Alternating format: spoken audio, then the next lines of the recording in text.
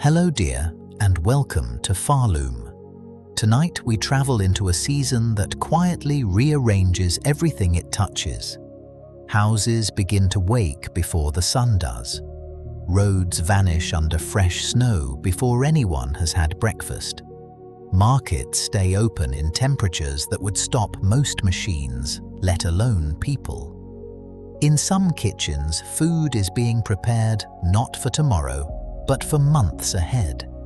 And in certain towns, daylight becomes so brief that entire communities learn to live by a clock that has almost nothing to do with the sun. This is a season that does not simply arrive. It reorganizes the way people move, eat, build, work, and gather. That is where we begin tonight. If you enjoy these quiet journeys into the way people live around the world, you're always welcome to subscribe or simply leave a thought below before you settle in. For now, there's nothing you need to do but get comfortable. Let your shoulders soften into whatever is holding you. Let your breathing slow at its own pace without any help from you. Allow the day you've had to stay behind you, at least for a while. You don't need to remember any of this later. You only need to listen. Let's begin. In the far north of Norway and Finland, there are weeks each winter when the sun does not rise at all. Not late, not low, simply absent. Locally, this stretch of darkness is often called the polar night, and it is not a myth or an exaggeration written for tourists. Above the Arctic Circle, the tilt of the Earth keeps the sun beneath the horizon for an extended period, and the sky moves instead through long stretches of blue twilight, grey afternoons, and a darkness that arrives early and leaves late, if it leaves at all. What is easy to miss is how ordinary this becomes for the people who live there. Streetlights stay on through what would elsewhere be considered the middle of the day. Office windows glow at 9 in the morning. Children walk to school under the same sky they will walk home under several hours later, having never technically seen daylight. And yet town squares are not empty, and shops are not shuttered. Life simply continues, adjusted around a sun that has, for the moment, stepped out of the schedule. One of the quieter adaptations happens indoors, long before anyone steps outside. In Nordic countries, many homes and workplaces use daylight lamps, devices designed to mimic the wavelength of natural sunlight.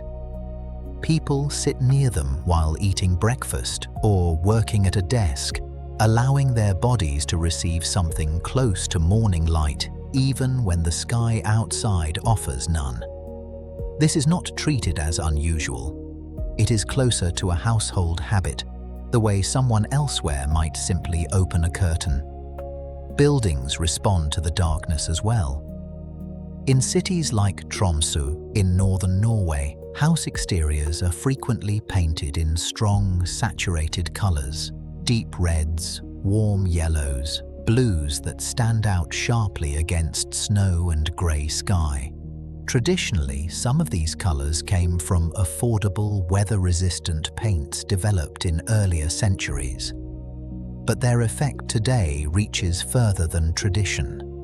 Against a landscape with almost no natural light, a bright facade becomes a small, constant signal of color in a world that has temporarily lost most of its own. Farther west, across the Atlantic, a similar shortening of the day happens in a very different setting. In Whitehorse, in Canada's Yukon Territory, December brings only a handful of hours of usable daylight, arriving late and fading early. Commuters leave for work in darkness and return home in darkness, with the brief daylight hours passing somewhere in between, often while they are indoors. Unlike the deep polar night further north, the sun does technically rise here, but its presence is brief enough that many residents structure their outdoor plans, if they have any, around that narrow window, the way someone elsewhere might plan around the weather. Schools in these regions often shift their daily rhythm to make the most of what little light exists. Recess or outdoor time may be scheduled deliberately around the middle of the day, when the sun, if visible at all, sits at its highest and brightest point. It is a small adjustment, but it reflects something larger. An entire community quietly recalibrating itself around a resource that, for part of the year, becomes genuinely scarce. Light, or its absence, changes more than mood and scheduling. It changes how homes are used. In many high-latitude households, kitchens and living spaces are positioned to capture whatever daylight does appear, often through larger windows facing south, where the low winter sun travels along the horizon rather than rising overhead. Some newer buildings in Scandinavia are designed with this deliberately in mind, angling glass and layout toward the brief periods when the sun is present, so that even a short visible stretch of daylight can reach as far into a room as possible. There is also a quieter cultural response to a season with so little daylight. In Scandinavian countries, especially Denmark and Norway, this is often connected to the idea of hygge and its Norwegian relative koselig, a general sense of coziness, warmth, and shared comfort. Rather than treating the darkness purely as an obstacle, many households lean into it, with candles lit in early afternoon, warm lighting kept low and soft rather than harsh and bright, and small gatherings that make the darkness feel intentional rather than simply endured. It is not that people pretend winter isn't difficult. It is that they build small rituals around it, so the darkness has some shape to it, rather than simply weight. Even the far side of the planet offers its own version of this relationship between light and daily life. In Hokkaido, Japan's northernmost main island, winter days shorten considerably, though nowhere near as extremely as above the Arctic Circle. Farmers and fishing communities there often begin their working hours earlier, compressing outdoor tasks into the limited hours of usable daylight, while indoor work, food preparation, and repairs shift naturally into the darker parts of the day. The rhythm bends rather than breaks. Not every place responds to shortened daylight the same way, and that difference is worth noticing. In deeply rural or indigenous communities across the circumpolar north, including parts of northern Scandinavia inhabited by the Sámi people, daily life has historically been organized less around clock time and more around the practical needs of herding, particularly reindeer herding, which continues regardless of how much daylight is available. Darkness there is not treated as an obstacle to be managed with lamps and paint, but as a familiar condition, one that has shaped herding routes, seasonal movement, and knowledge passed down for generations about how to work safely and effectively without relying on daylight at all. What becomes clear, moving between these places, is that the disappearance of light does not simply switch a community off. It asks each place a similar question, and each place answers slightly differently according to its own geography, history, and resources. A city finds electric light and bright paint. A household finds candles and quiet company. A herding community finds a rhythm that never depended heavily on the sun to begin with. But daylight is only the first piece of what winter reorganizes. Once the sky has been dealt with, the next challenge waits at the walls of the house itself. Because keeping people warm inside is a very different kind of work than keeping them lit, and it shapes buildings and daily habits just as thoroughly. In Finland, where winter temperatures regularly drop far below freezing for extended stretches, traditional homes were often built from thick, tightly fitted logs, sometimes packed with moss between the seams to seal out drafts. The wood itself provided a natural layer of insulation, slow to lose heat, while small windows limited the surface area through which warmth could escape. Modern Finnish homes have largely moved on from log construction, but the underlying instinct remains. Build tightly, insulate heavily, and treat heat as something precious rather than assumed. Across much of the Nordic region, that instinct has evolved into something more systemic. Many cities rely on district heating, a network of insulated pipes that carries hot water from a central plant into homes and buildings across an entire town or city. Rather than every household generating its own heat individually, warmth is produced efficiently at scale and distributed outward, the way water or electricity might be. It is one of the less visible ways that an entire community organizes itself specifically around the demands of a cold season, long before anyone actually feels the cold. In Hokkaido, the response to cold takes a different physical form.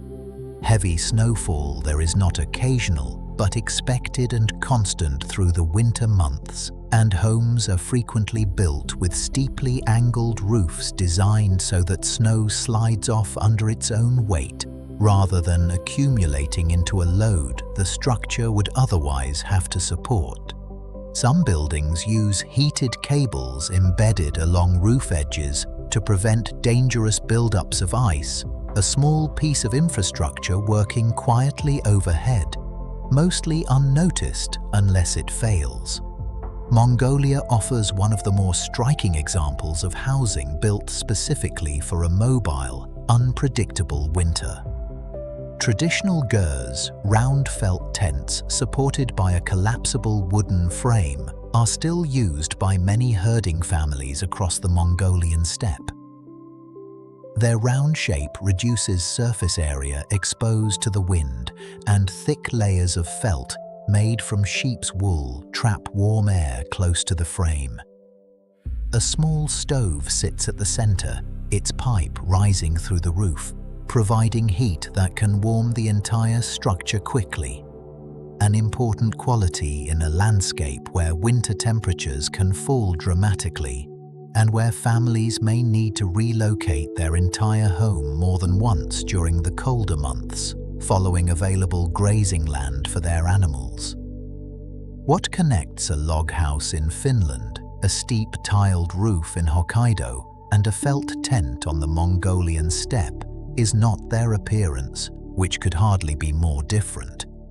It is the same underlying problem, answered according to what each place had available. Wood in a forested region, engineering in an industrialized one, portable felt, and wool in an open landscape where herding communities could not simply plant a permanent structure and stay. Inside these homes, heat is rarely left to work alone. Clothing plays its own quiet role indoors as much as outdoors, particularly in regions where energy is costly or historically scarce. In parts of Japan, including many older homes on Hokkaido, central heating throughout an entire house is less common than heating individual rooms as needed, often using a kotatsu, a low table with a heat source underneath, covered by a blanket that traps warmth around the legs of anyone sitting close by.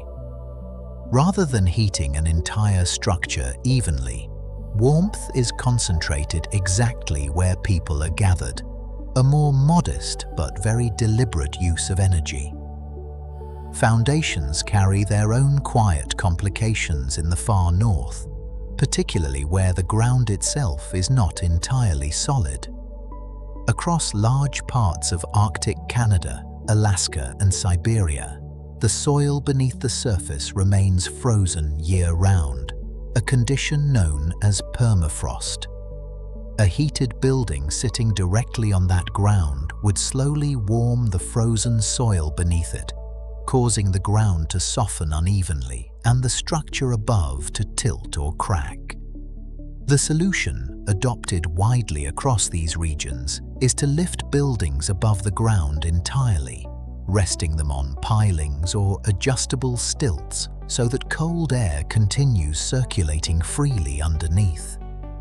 From a distance, entire neighborhoods can appear to be standing slightly above the earth, walkways and small staircases leading up to front doors that never quite touch the soil. It looks, at first glance, like a design choice.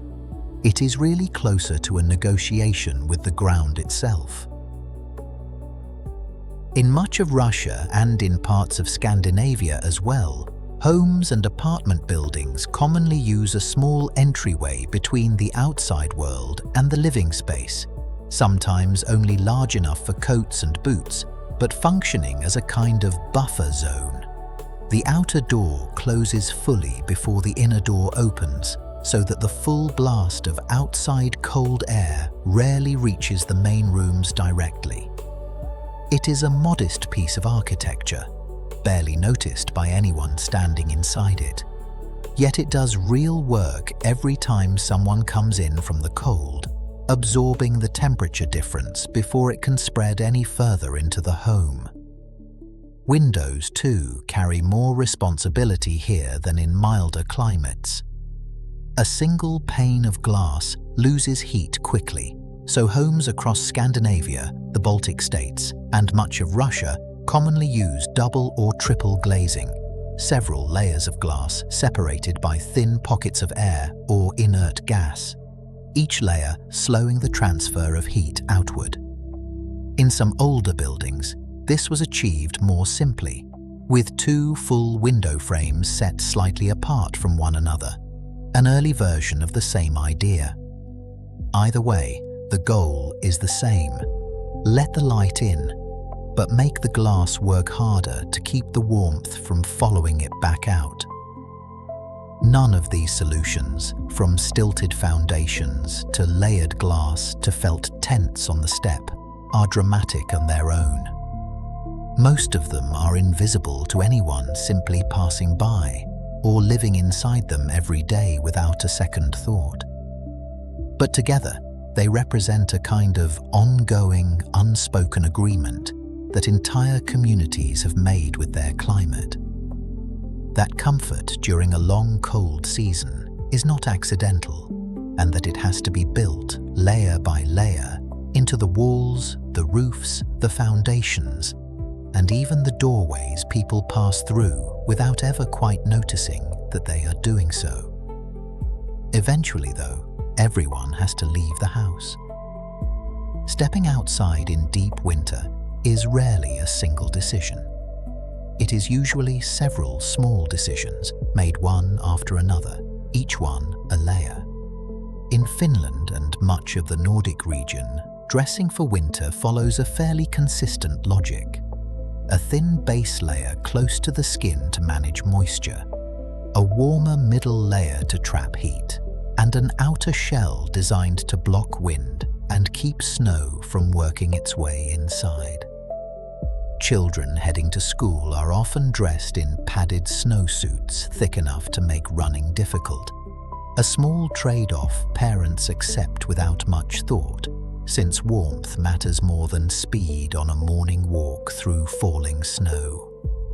In Canada's northern territories and across much of Arctic Alaska, some of these same principles were practiced for generations before synthetic fabrics existed at all, using materials taken directly from the animals that could survive the same conditions. Caribou hide, worn with the fur facing inward, traps a layer of warm air close to the body far more effectively than many modern synthetic alternatives. which is part of why some traditional Inuit clothing techniques are still respected and, in some communities, still practiced today, alongside newer materials rather than instead of them. Once dressed, the next obstacle is usually the road itself, and here again, different places have arrived at different solutions. Cities across the Nordic countries, northern Japan, and much of Canada operate extensive snow clearing systems that begin well before most residents are awake, with plows working through the night so that main roads are passable by the time morning commutes begin.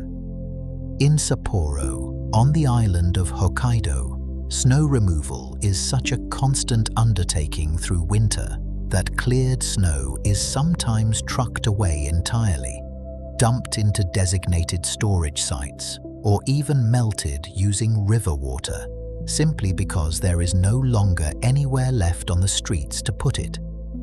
In some of the coldest and most remote parts of the world, roads are not simply cleared of ice. In certain years, they are made of it. Across parts of northern Canada, frozen rivers and lakes become seasonal routes, solid enough to support trucks carrying supplies to communities that have no permanent road connection for the rest of the year. These ice roads exist only for a few months each winter, monitored carefully for thickness and safety, and they close again the moment the ice can no longer be trusted. For the towns that depend on them, this narrow winter window is not an inconvenience layered on top of daily life. For part of the year, it effectively is daily life, the single thread connecting an isolated community to the wider world until the ground, or in this case the water, changes its mind again. Roads are only reliable once someone has decided how to trust them. And trust on ice is a very specific kind of engineering. Across the Nordic countries, winter tires are not simply recommended, but legally required for months at a time.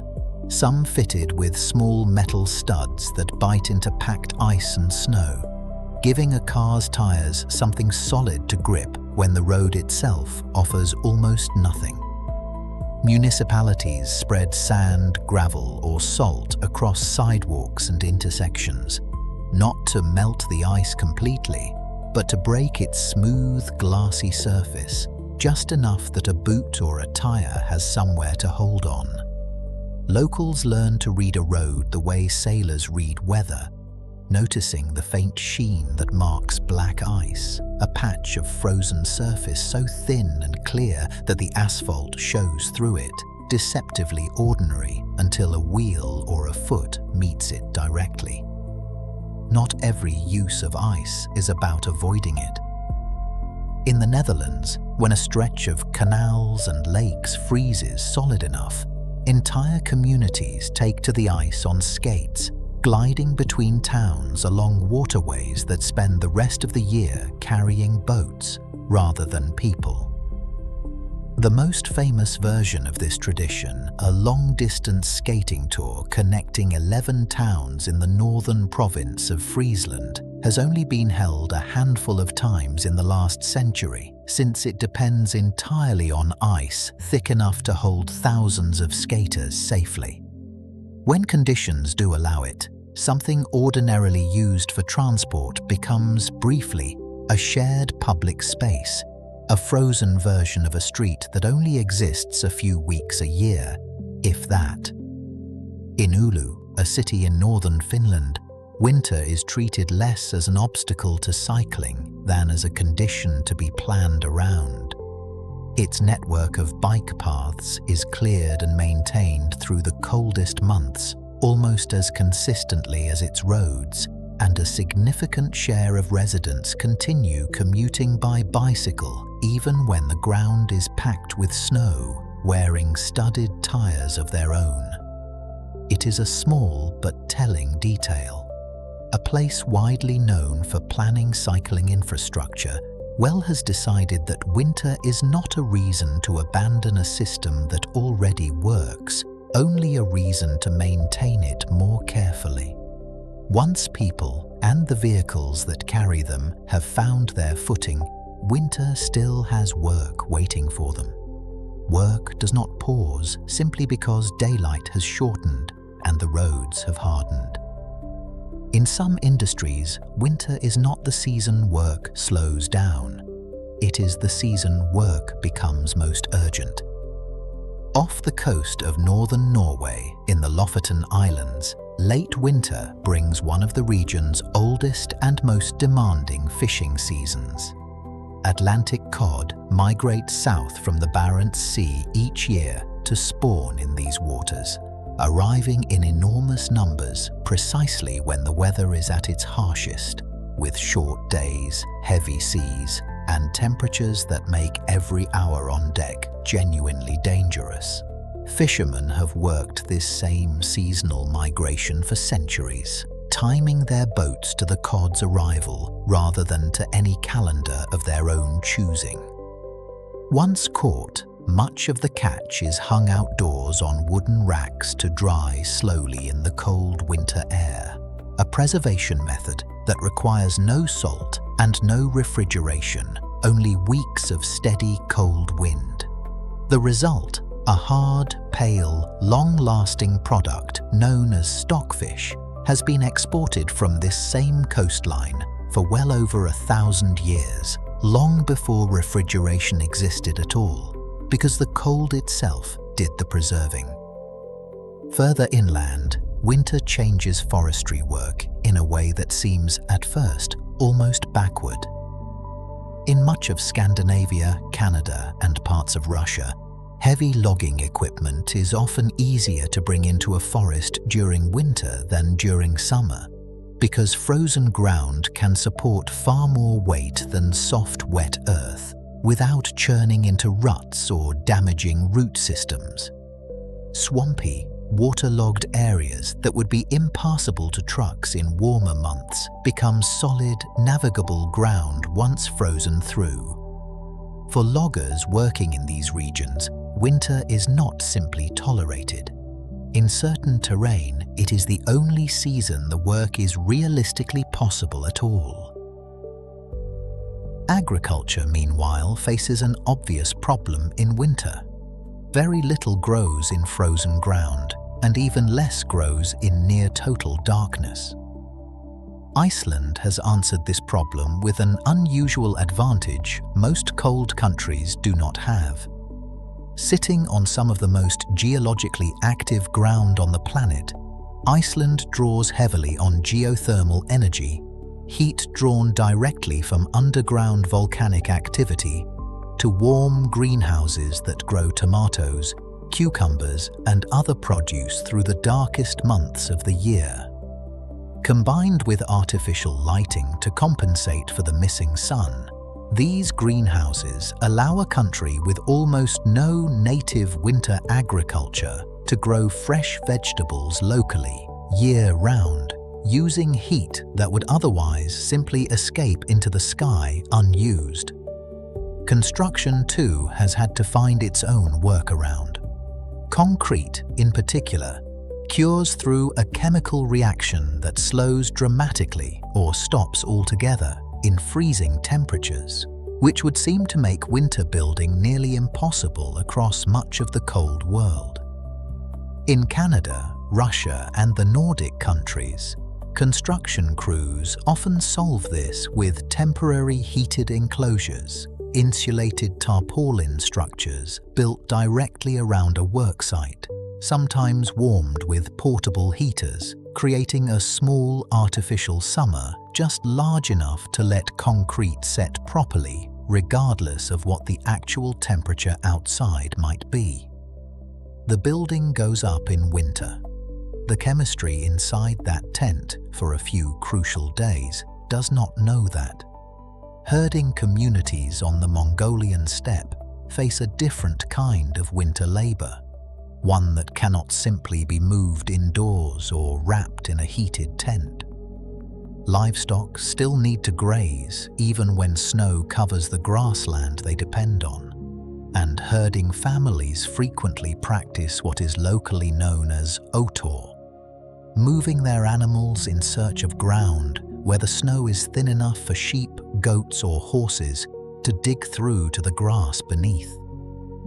In an ordinary winter, stored hay and careful route planning are usually enough to see a herd through safely.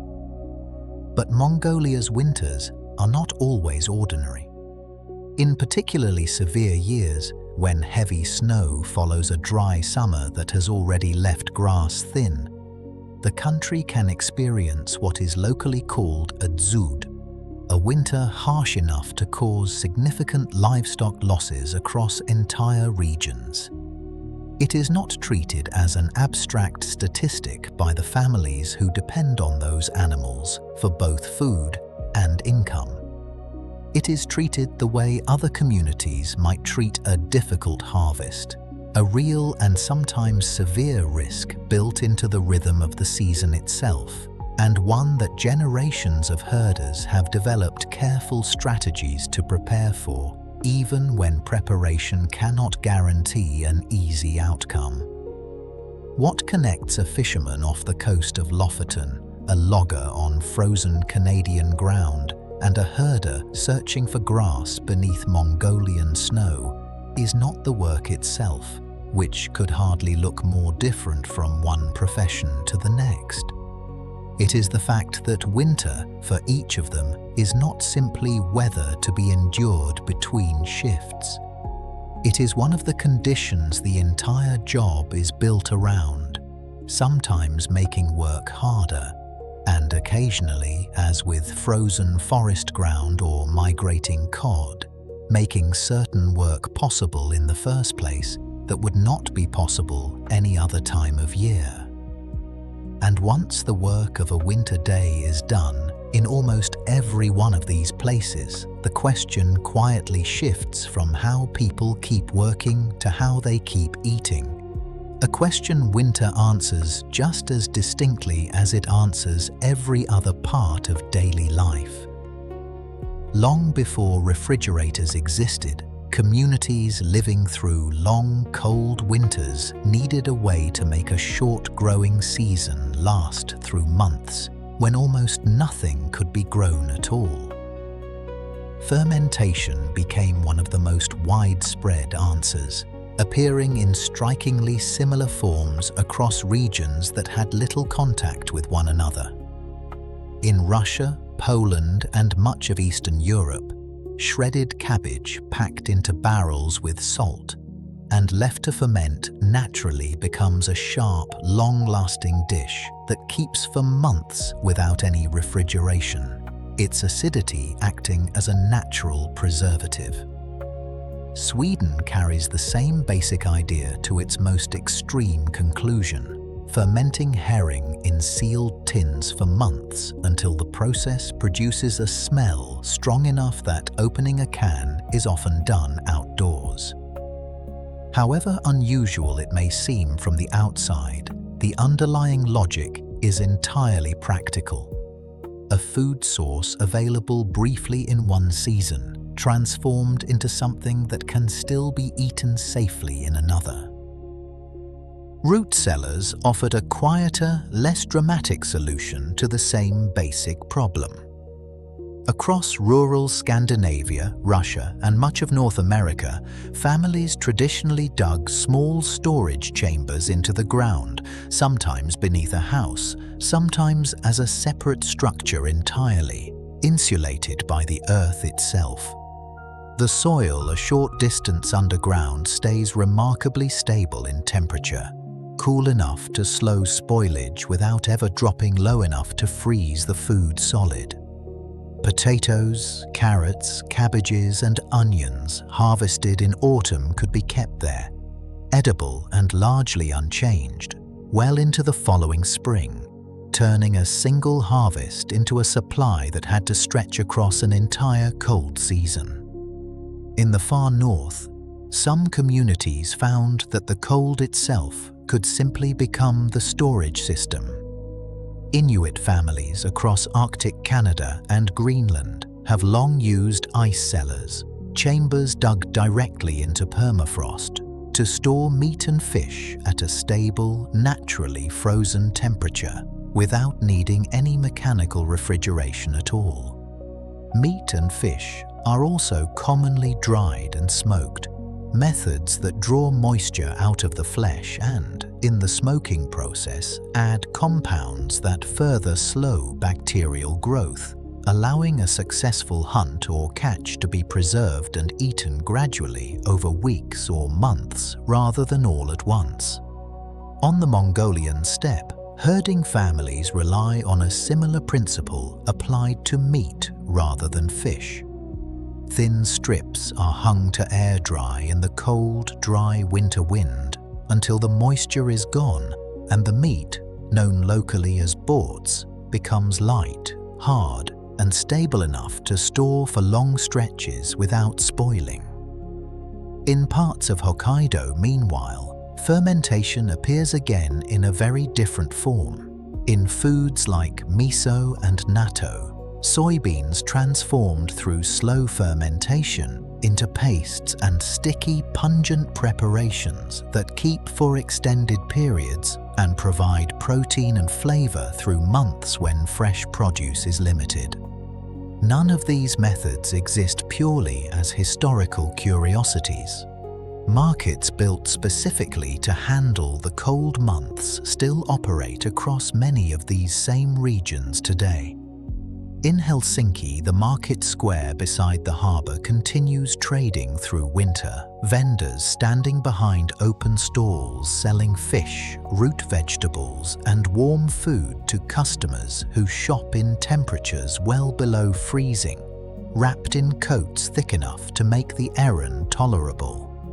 In Sapporo, one of Hokkaido's largest fish markets continues its early morning rhythm regardless of snowfall, crates of fresh catch changing hands in air cold enough to keep the fish naturally chilled without any additional effort. Across much of northern and central Europe, seasonal winter markets, often associated with the weeks leading up to Christmas, combine trade with gathering, offering warm food and drink alongside goods, giving people a reason to be outdoors together even when the temperature gives them every reason to stay inside. What ties a Russian cellar, a Swedish tin of fermented herring, and a Mongolian strip of dried meat together is not their taste, which could hardly be more different from one another. It is the same basic negotiation, repeated in different climates using whatever ingredients and conditions were locally available. A short season of abundance, stretched carefully across a much longer season of scarcity, using salt, smoke, cold, or time itself to hold a harvest together until the world outside is ready to provide again. Preservation solves the problem of having food at all. It does not, on its own, solve the problem of a household needing something warm to eat at the end of a cold day. And here too, winter has shaped habits that go well beyond simple nutrition. In Japan, nabe, a broad category of hot pot dishes cooked directly at the table in a shared simmering pot, becomes especially common through the colder months, with vegetables, tofu, and meat or fish added gradually as everyone eats. Because the pot sits at the center of the table rather than arriving already portioned onto separate plates, the meal itself becomes a slow, shared activity, something closer to an evening spent together than a dinner quickly finished. Russia and much of Eastern Europe lean on a similar idea using soup rather than a simmering pot. Borscht, a beet-based soup found across the region in countless local variations, is typically served hot, often with a spoonful of sour cream stirred in at the table, and it tends to appear more frequently as temperatures drop.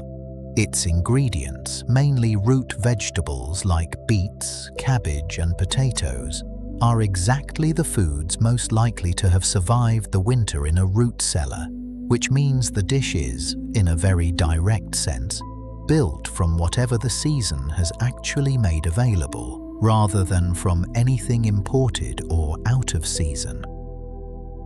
Nordic countries follow a related pattern with heavier, slow-cooked stews, often built around preserved or root vegetables, cooked for hours until the ingredients soften into something that requires very little attention once it is started, allowing it to sit on a stove through a long, dark afternoon while the rest of the household goes about other tasks.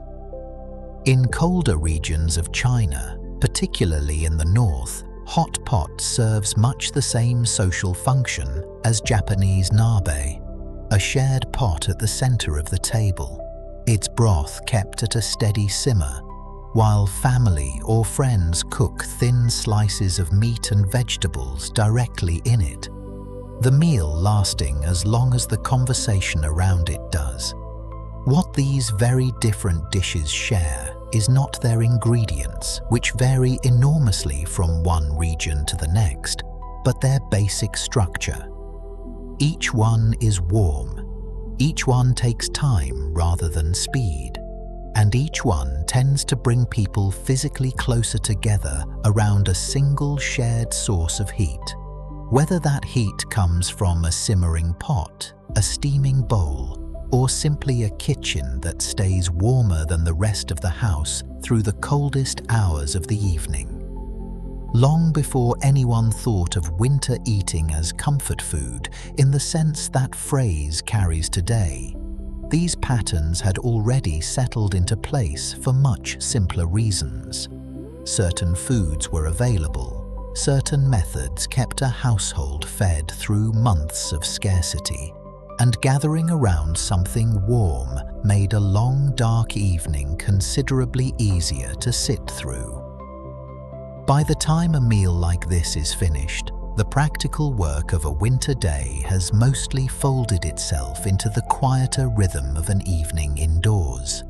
The pot is emptied, the dishes are cleared, and in many of these same households, that warm, unhurried hour at the table turns out to be only the beginning of how a long winter evening gets spent together once the food itself is no longer the main event. In Finland, that next hour very often happens in a sauna. It is difficult to overstate how ordinary this is. With roughly one sauna for nearly every household in the country, the sauna is not treated as a spa amenity or a rare indulgence, but as a basic, almost daily part of the evening, something closer to a bath than a treat. Families use them together. Business meetings sometimes continue inside them. Neighbors and friends sit shoulder to shoulder on wooden benches in heat that can climb well above 80 degrees Celsius, talking or simply sitting in silence, before some step outside briefly into the freezing night air, or press themselves into a hole cut through the ice of a nearby lake, before returning to the heat once more. The contrast itself, extreme warmth followed by extreme cold, followed by warmth again, is not viewed as an ordeal. It is closer to a rhythm many Finns simply grew up with, as natural as any other part of an evening at home. Russia holds a closely related tradition in the banya, a steam bathhouse built around a wood-fired stove that heats stones until water poured over them fills the room with intense dry heat. Bathers there often use a venik, a bundle of birch or oak branches, gently striking the skin and stirring the hot air around the body, a practice believed to improve circulation, though its real value for many is simply the ritual itself, shared among family or friends who set aside a regular evening or weekend specifically for it. As in Finland, a plunge into cold water or a roll in fresh snow frequently follows the heat, less as a challenge to be endured than as a familiar, expected part of the whole experience. Ice swimming exists beyond the sauna and banya as well, as its own standalone winter practice across much of the Nordic and Baltic region. In towns along frozen coastlines and lakes, a hole is cut through the ice and maintained through the coldest months, and small groups gather regularly, sometimes daily, to swim briefly in water only a few degrees above freezing before wrapping themselves in towels and warming back up indoors. For many who practice it, the appeal has less to do with any single physical benefit and more to do with the shared ritual of doing something briefly uncomfortable, together on a predictable schedule in the middle of a season that otherwise offers very little reason to leave a warm room at all. Some communities respond to the darkest months not by leaning into discomfort, but by building something bright enough to push back against it. In Sapporo, the same city whose fish market keeps its early hours through the snow, each February brings a festival built almost entirely from snow and ice, with enormous sculptures, some multiple stories tall, carved by professional teams and amateur groups alike, lit from within after dark and drawing crowds who walk between them through the cold evening air. In Quebec City, a winter carnival built around a snowman-like mascot fills the coldest weeks of the year with parades, ice sculptures and outdoor games, treating the harshest stretch of the Canadian winter less as something to survive quietly indoors and more as an occasion worth stepping outside for. In the Chinese city of Harbin, an even larger ice and snow festival transforms entire sections of the city into illuminated structures built from blocks cut directly from the frozen Songhua River, some large enough to walk through, glowing in shifting colors once night falls. Each of these events depends on the same resource other communities spend most of their energy defending against. Here, the cold becomes raw material instead of an obstacle. Not every winter gathering depends on ice sculptures or festival crowds. Long winter evenings have also historically supported quieter, smaller-scale traditions, closer to the household than the town square. In Iceland and the Faroe Islands, knitting has long been both a practical winter necessity and a shared social activity, with wool sweaters featuring patterned yokes still commonly seen and worn today.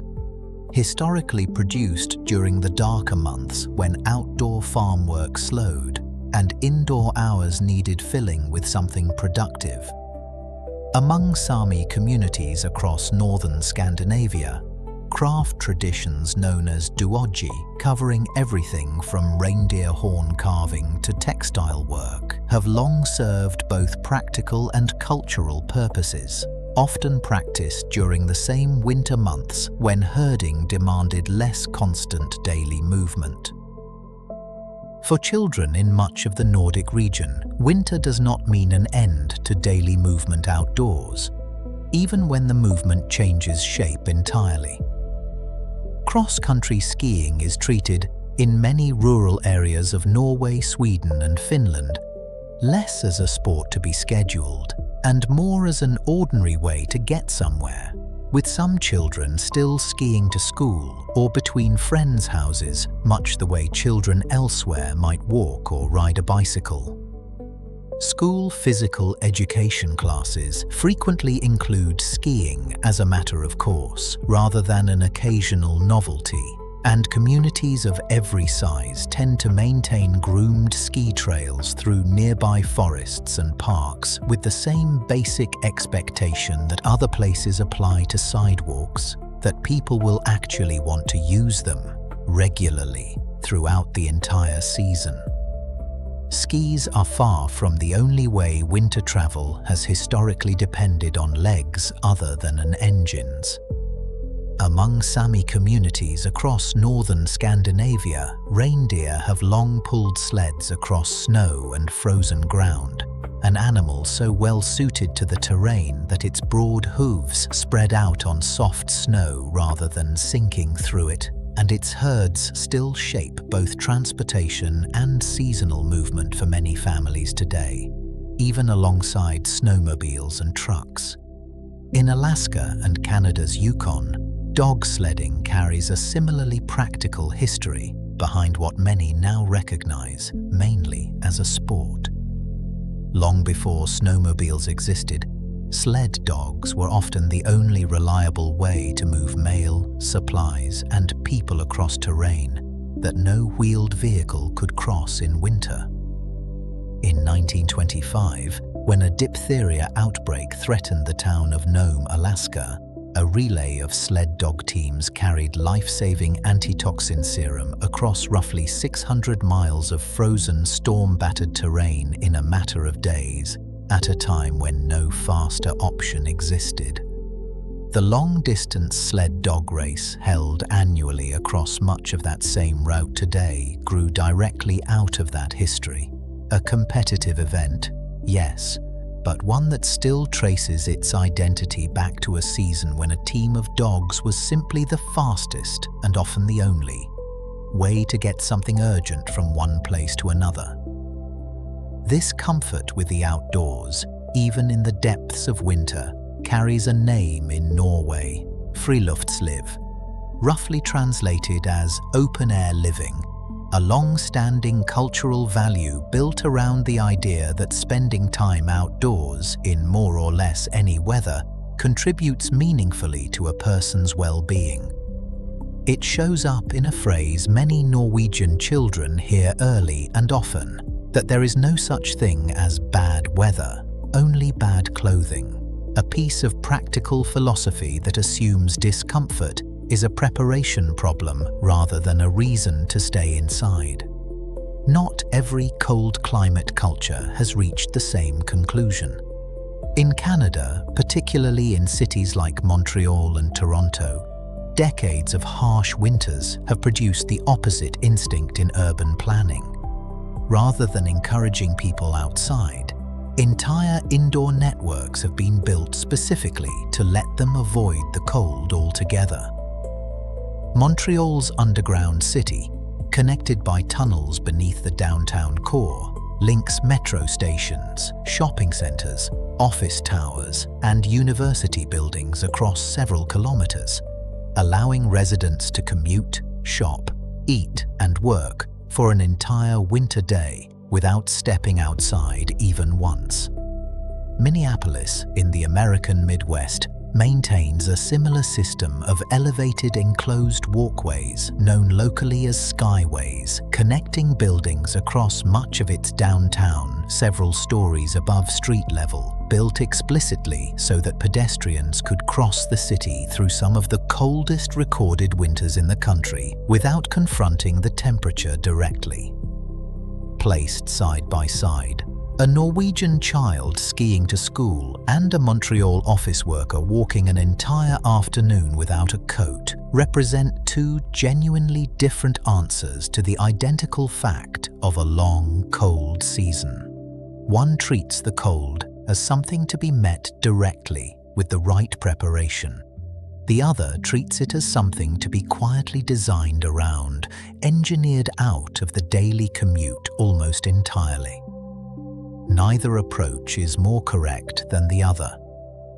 Both are simply what happens when a community spends enough winters answering the same basic question, in its own particular way, until the answer becomes so ordinary that almost nobody living there thinks of it as a solution to anything at all. It has simply become how a Tuesday works.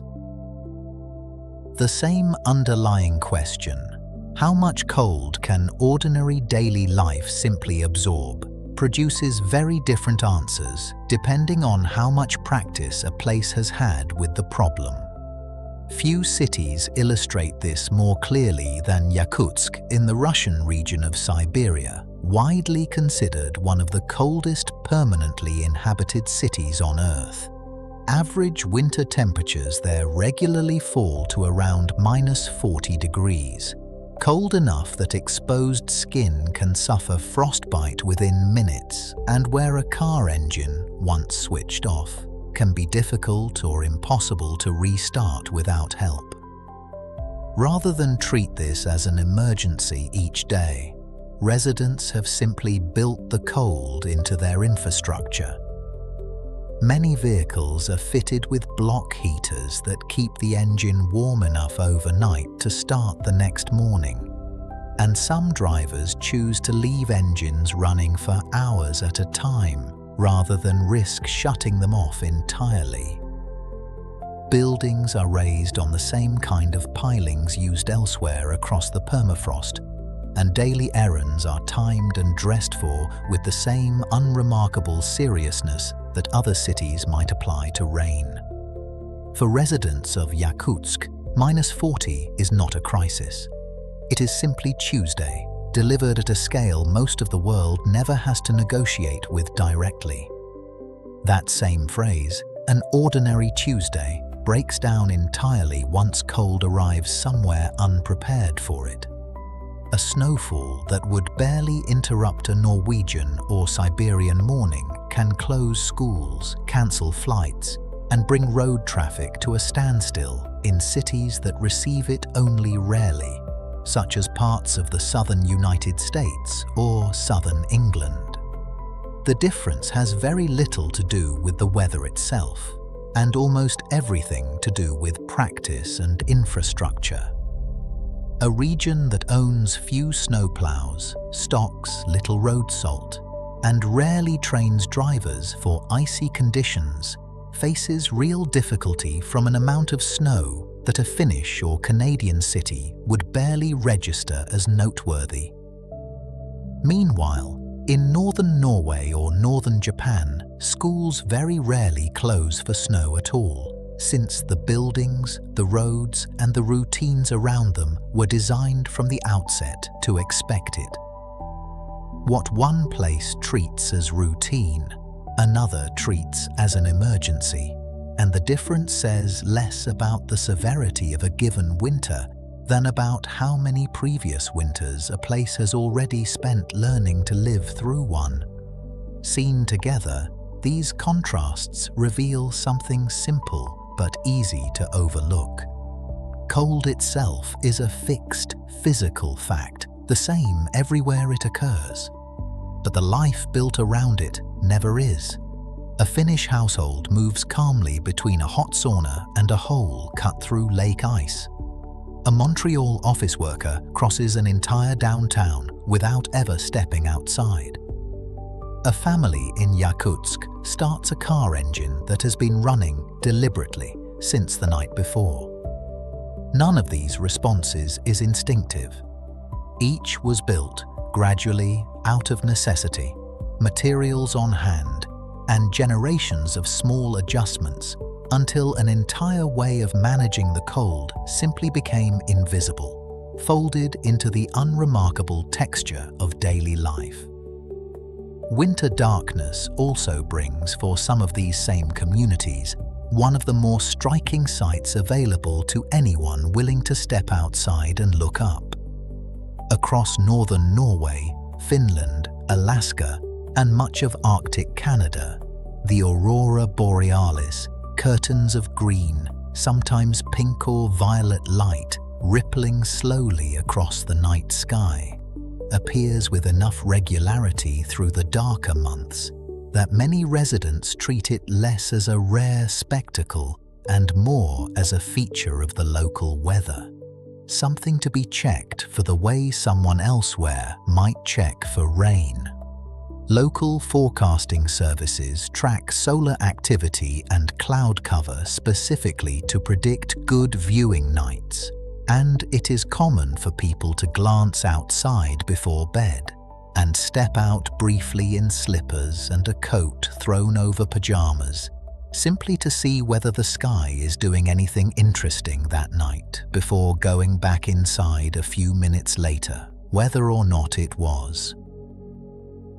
There is some evidence that the psychological relationship many of these communities hold with their own darkness is less bleak than outsiders often assume. Researchers studying wintertime well-being in far northern Norway, in cities like Tromsø that spend weeks each year without a sunrise at all, have found that residents do not consistently report lower life satisfaction during the darkest months compared with summer, a pattern that surprised some of the scientists studying it. One proposed explanation points less to biology and more to outlook. Communities that have spent generations treating winter as something to be lived through actively, with sauna, skiing, aurora watching, and deliberate coziness, rather than something to simply be endured indoors until spring, may carry a kind of practiced resilience into the darkest weeks. A mindset built up the same way any other winter habit gets built, through repetition, until it barely feels like a coping strategy at all. Fresh snow changes more than the landscape. It changes how a town sounds. Newly fallen snow is porous and full of tiny air pockets, and those pockets absorb sound waves rather than reflecting them the way a hard, dry street would. Footsteps soften. Traffic quiets. Voices seem to carry less far than usual, swallowed somewhere just past where they would ordinarily travel. Residents across many snow-heavy regions, from rural Hokkaido to the smaller towns of interior Canada, often describe the particular stillness of a night just after fresh snowfall. Streets that are usually busy suddenly muffled into something closer to silence. Street lamps lighting a scene that looks and sounds like it belongs to a different, quieter version of the same place. It rarely lasts. Traffic returns, the snow compacts and hardens underfoot, and the ordinary noise of a town gradually comes back. But for those first few hours, winter offers something almost nowhere else does: an entire town briefly turned down low. Not every relationship with the season is this settled, of course, and not every place has centuries of practiced ritual to draw on. But across all of them, from a Yakutsk driver warming an engine overnight to a Tromsø resident stepping outside to check the sky, the same basic truth keeps reappearing in different clothing. Winter rarely announces itself as an event. It settles in gradually, and the life around it, the saunas, the festivals, the skis leaning by the door, the aurora forecast checked out of habit, settles in right alongside it, until the season and the routines built to meet it become almost impossible to tell apart. Not everyone who dislikes winter adapts to it. Some simply leave. Across Canada and the northern United States, a well-established seasonal migration takes place every autumn as retirees pack a car or a small trailer and drive south toward Florida, Arizona, or the Gulf Coast, staying through the coldest months before returning north again once the snow has cleared. Locally, these travelers are often called snowbirds, and entire economies in the destinations they choose have grown up specifically around their arrival, with mobile home communities, golf courses, and small businesses that fill for the winter season and quiet down again each spring when the same people head home. A similar pattern exists in Europe, where a portion of the retired population in the United Kingdom and Northern Europe spends the darkest months in Spain or Portugal, following the same basic logic with a different map. Where other communities build saunas, insulated walls, or heated tents to meet the cold directly, this is a different kind of adaptation entirely, not enduring the season and not engineering around it, but simply relocating until it passes.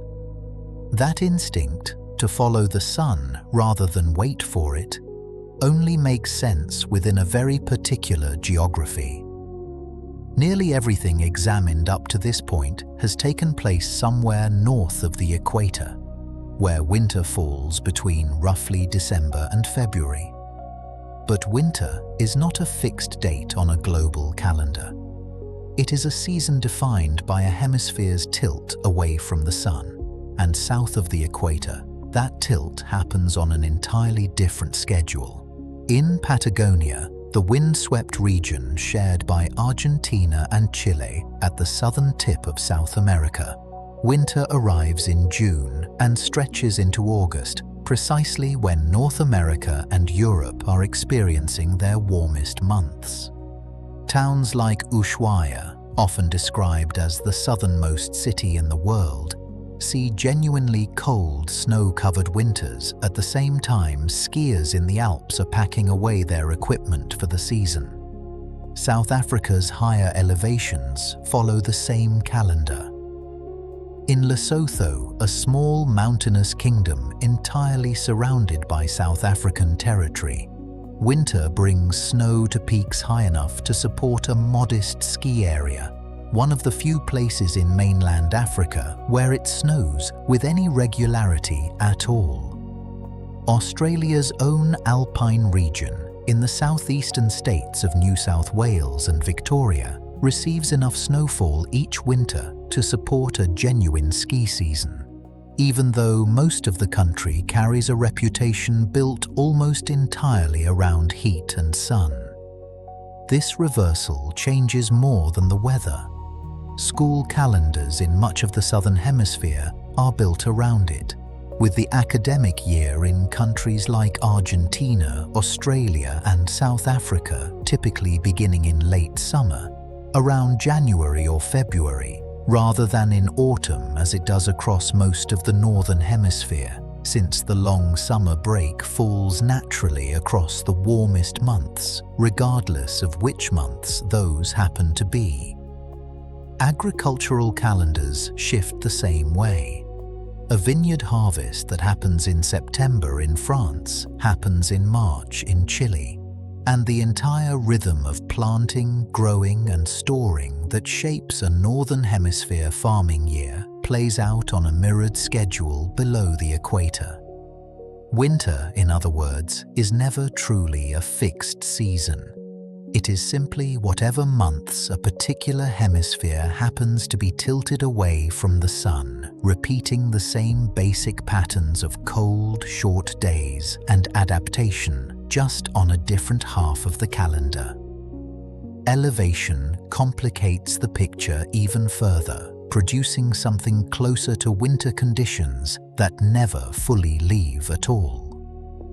High in the Andes, cities like El Alto in Bolivia and communities across the Peruvian Altiplano sit so far above sea level, often well over 4,000 meters, that nighttime temperatures drop close to freezing throughout much of the year, regardless of season, even though these places sit close enough to the equator that the word winter barely applies in any traditional sense. Homes at these altitudes are often built with thick adobe walls, a traditional building material that absorbs heat slowly during the day and releases it gradually overnight, helping smooth out the sharp temperature swings between a sun-warmed afternoon and a genuinely cold night. In the highlands of Ethiopia, a similar pattern plays out.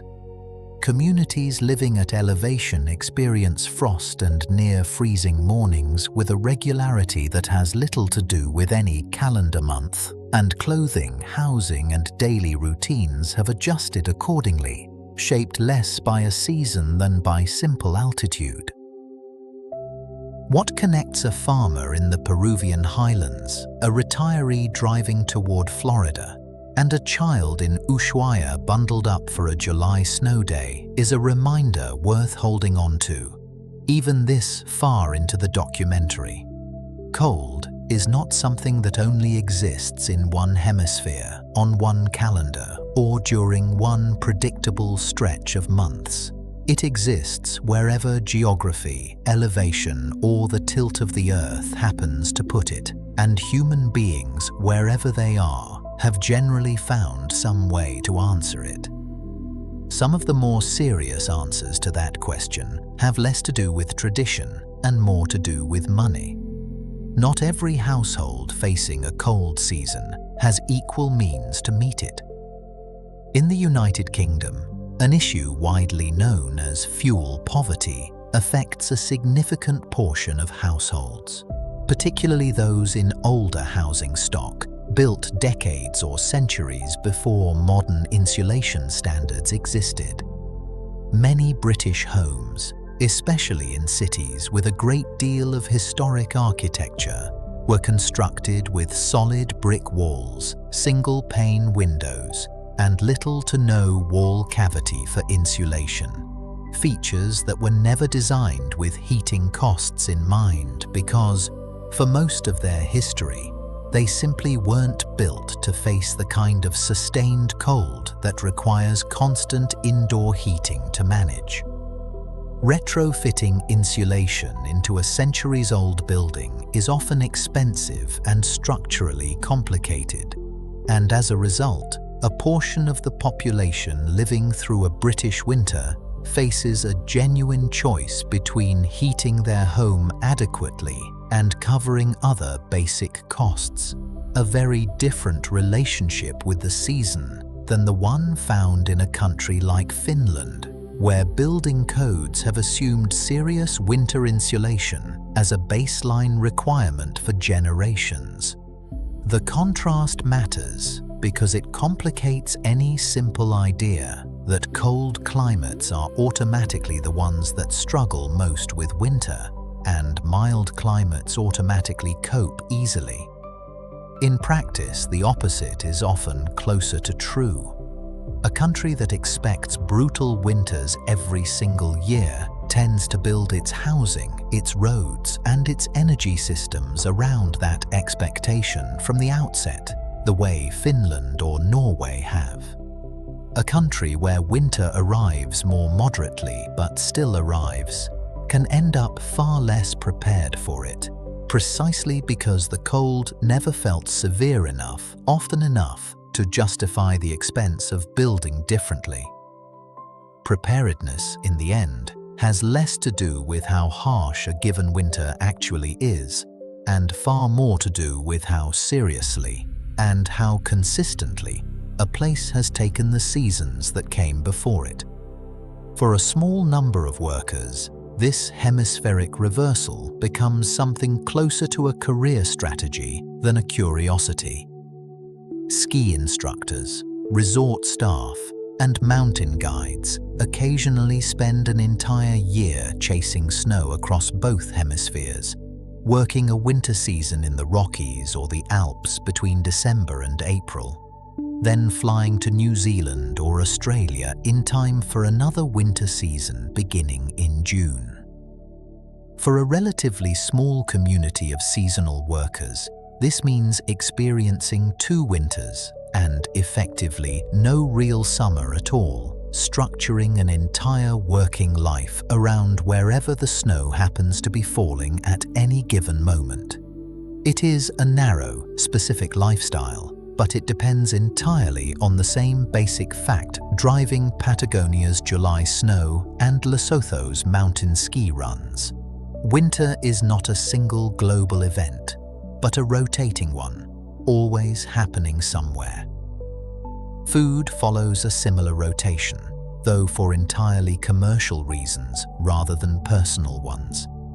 Chile's location in the southern hemisphere means its grape, cherry, and blueberry harvests ripen during the northern hemisphere's winter months, precisely when domestic fruit production in the United States and Europe has stopped for the season.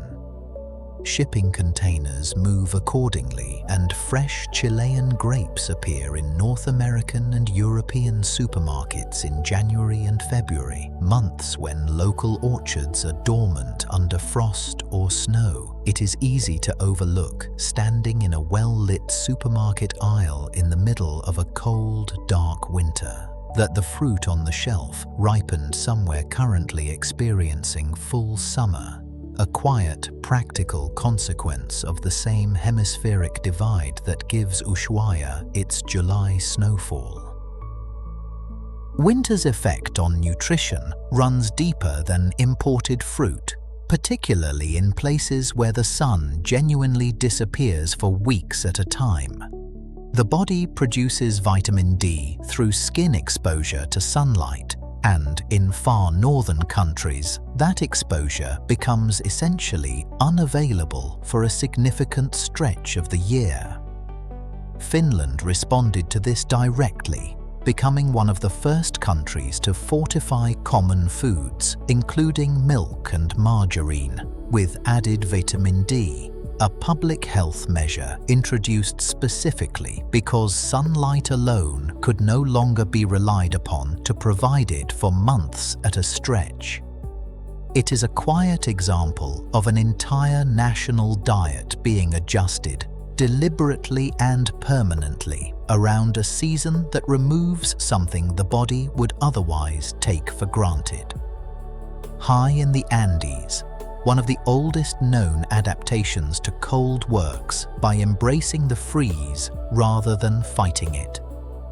For centuries, communities across the Peruvian and Bolivian Altiplano have produced chuño, a freeze-dried potato made by leaving potatoes outdoors overnight, where high-altitude temperatures drop well below freezing, then exposing them to direct sun and wind during the day, and repeating this cycle, sometimes while trampling the potatoes underfoot to press out the remaining moisture until what remains is a hard, lightweight, almost indefinitely storable food.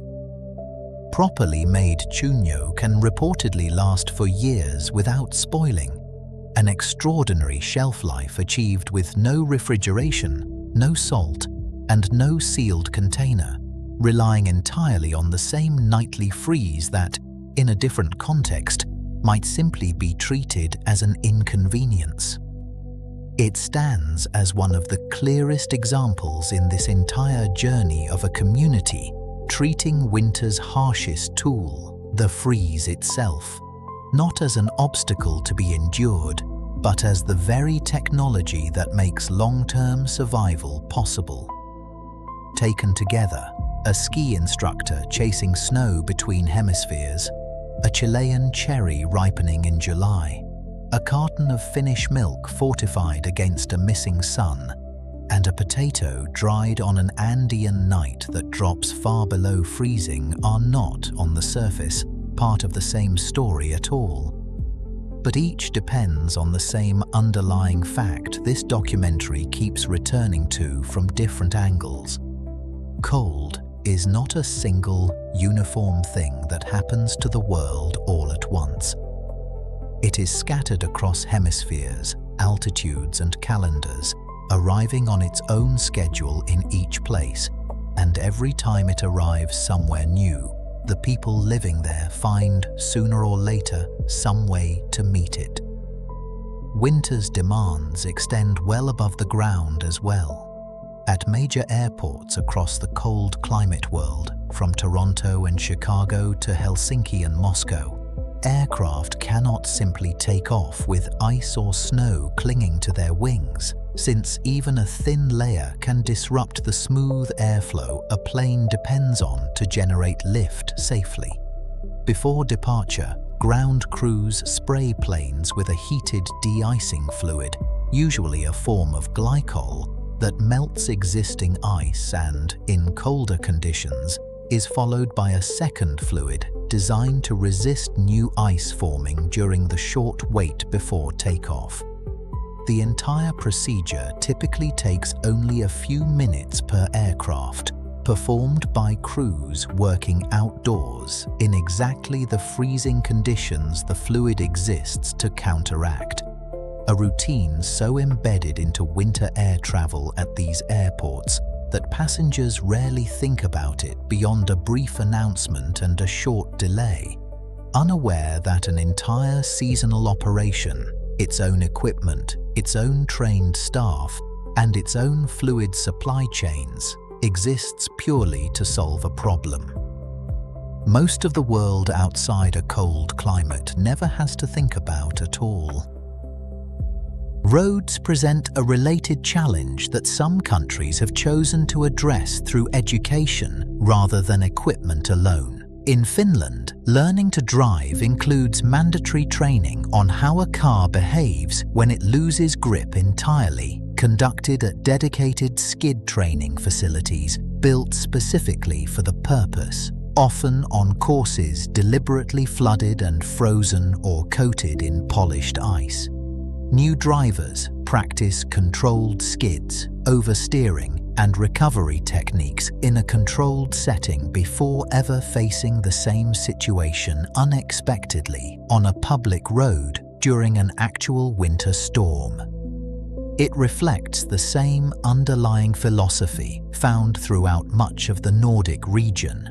Rather than simply warning drivers that roads will be dangerous each winter, build the skill directly into the process of becoming a driver in the first place, so that encountering ice for real, months or years later, feels less like an emergency and more like a scenario already rehearsed. From a de-icing crew working a frozen tarmac before dawn to a new driver deliberately spinning out on a frozen practice track, these are not the dramatic centerpieces of anyone's winter.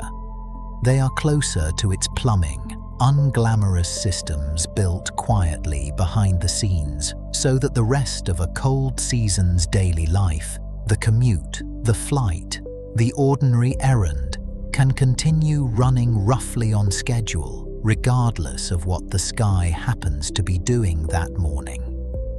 Energy itself tells a similar story about preparation, though from a different angle than insulation or building codes alone. Norway generates the overwhelming majority of its electricity from hydropower, drawing on the country's abundant rainfall, steep terrain, and network of rivers and reservoirs built up over the better part of a century. That abundance of relatively cheap, domestically produced electricity has made electric heating the norm in most Norwegian homes, a direct consequence of what the national grid happens to be built on, rather than any particular cultural preference for one heating method over another. In the United Kingdom, by contrast, natural gas has historically supplied most household heating, a fuel largely imported or drawn from reserves whose price can shift sharply with international markets, leaving heating costs there far more exposed to global price swings than in a country generating most of its own power from rivers that keep flowing regardless of what is happening anywhere else in the world. Two countries, similarly cold, similarly dependent on heating through a long winter, arrive at very different levels of exposure to a cold season, not primarily because of climate, but because of what happens to be running through the wires and pipes underneath their streets. None of this is visible from the street. A traveller walking through a snowy town in Norway and a similarly snowy town in the English Midlands would likely notice the same coats, the same frosted windows, the same short afternoons. What differs sits mostly out of sight in the thickness of a wall, the source of a kilowatt, the decades of accumulated decisions about how seriously a place has chosen to take a season that, this far north, was never really optional to begin with. Not every decision about winter, though, is still entirely in human hands. Some of what a cold season demands today has less to do with old traditions or established infrastructure, and more to do with the fact that winter itself, in a number of these same places, has begun quietly shifting beneath the systems built to manage it. Permafrost, the frozen ground beneath so much of the Arctic, was treated for generations as a stable, dependable foundation, solid enough to build entire towns on top of, provided a structure was raised high enough on pilings to avoid transferring heat downward. That assumption is no longer as safe as it once was.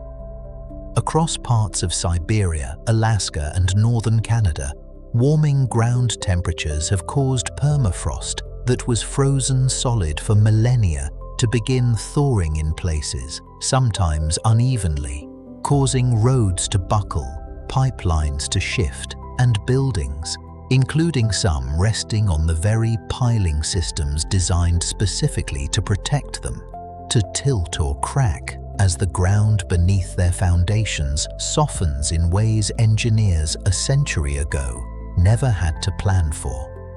Communities and infrastructure crews in the region now regularly monitor ground temperature and stability in areas that were once simply assumed to be permanently frozen, adjusting construction techniques as the definition of solid ground quietly becomes less certain than it used to be. For Sámi herding communities across northern Scandinavia, a related shift has changed one of the most basic facts their entire seasonal rhythm depends on. Reindeer survive winter by digging through snow to reach lichen, the slow-growing plant that makes up much of their diet during the coldest months. That system works reliably when snow stays cold and dry enough to dig through. In recent years, herders across the region have reported more frequent episodes of rain falling on existing snow cover, followed by a hard refreeze, sealing the ground beneath a layer of solid ice that reindeer cannot break through no matter how experienced they are at digging. When this happens across a wide enough area, herds can struggle to find food even where snow cover looks, from a distance, entirely normal. Families respond by moving herds further than they once needed to, sometimes into terrain not traditionally used for winter grazing, or by supplementing natural forage with stored feed, adjustments layered onto a herding practice that has already adapted to a great deal over many generations, now being asked to adapt to something considerably less predictable than before. Mountain regions dependent on winter tourism have faced their own version of this uncertainty, and some have responded with strikingly literal countermeasures. In parts of the Alps, sections of certain glaciers are covered each summer with large sheets of white geotextile fabric, a reflective material intended to slow the rate at which the ice melts by bouncing sunlight away from the surface rather than allowing it to absorb heat directly. It is a small-scale, expensive intervention, covering only a limited area, generally near ski infrastructure that depends on the ice remaining accessible. But it illustrates how directly winter tourism now has to contend with a season that no longer arrives as reliably or in the same volume as it once did.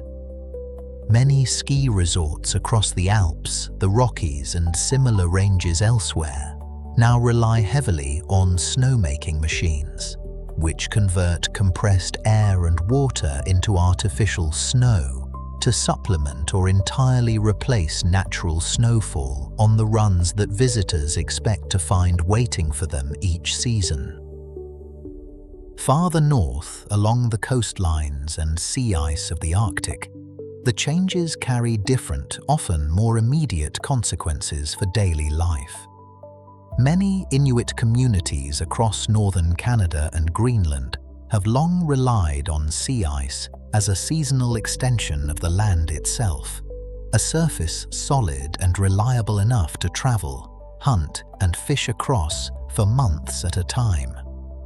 As that ice has begun forming later in the autumn and breaking up earlier in the spring in a number of these regions, the safe travel season has narrowed, and routes that hunters could once cross with confidence, using knowledge passed down and refined over generations, now require more caution, more testing of ice thickness, and in some communities, updated safety guidance to account for conditions that no longer always match what past experience alone would predict.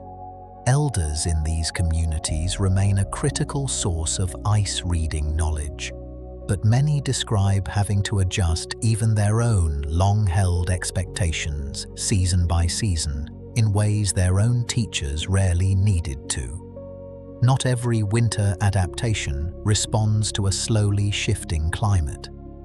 Some address a danger the season has always carried, using tools that have simply become more precise over time. Avalanche control is one of the more direct examples.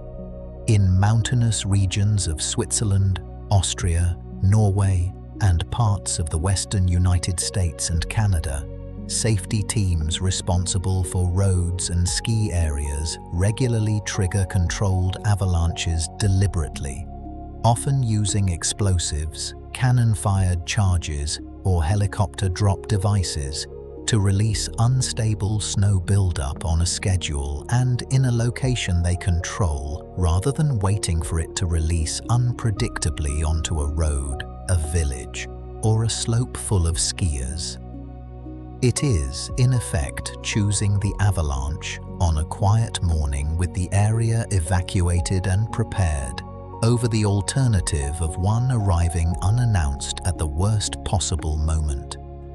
Behind decisions like these sits a layer of forecasting technology that would have been unimaginable to the same communities a century ago. Modern weather satellites, ground sensors, and increasingly precise computer modeling now allow meteorologists to predict snowfall, temperature swings, and storm timing with an accuracy that shapes decisions ranging from when a city dispatches its snowplows to when an avalanche control team schedules a controlled release to when an airline decides, hours in advance, how many de-icing crews a particular morning is likely to require. None of this technology changes what winter fundamentally is, but it changes how much warning a community has before winter's next demand arrives, turning what was once mostly a matter of local memory and inherited instinct into something closer to a continuously updated forecast, checked, adjusted, and acted on in something close to real time.